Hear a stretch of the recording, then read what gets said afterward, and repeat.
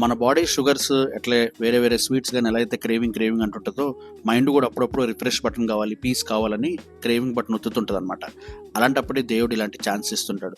అలాగే నా లైఫ్లో కూడా అట్ ద సేమ్ టైం మా ఫ్యామిలీ లైఫ్లో కూడా ఒక రిఫ్రెష్ బటన్ లాగా రంగనాయక సాగర్ డ్యామ్కి అయితే వెళ్ళాం.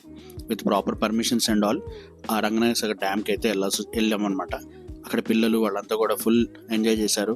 వాటర్ బాడీ చూడగానే ఎక్కడ లేని ఆనందం వస్తుంది అబ్బా. ఫోటోషూట్ అవన్నీ అయిపోయిన తర్వాత అండ్ అక్కడి నుంచి అయితే పైన ఉన్న గెస్ట్ హౌస్కి అయితే విజిట్ చేయడానికి ఛాన్స్ అయితే మాకు దొరికింది.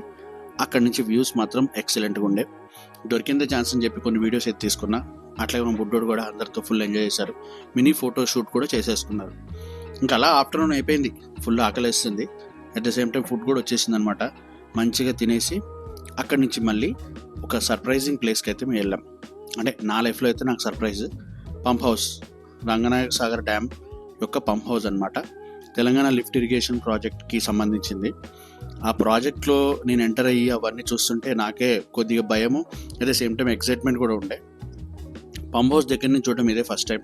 అంత పెద్ద మెషిన్స్, ఇంజనీరింగ్ మార్వల్ అని చెప్పాలి. ఆ వాటర్ బాడీ, ఆ పంప్ హౌస్ అన్ని చూసాక ఫుల్ ఎక్సైట్మెంట్ అయ్యా చిన్న కిడ్ లాగా.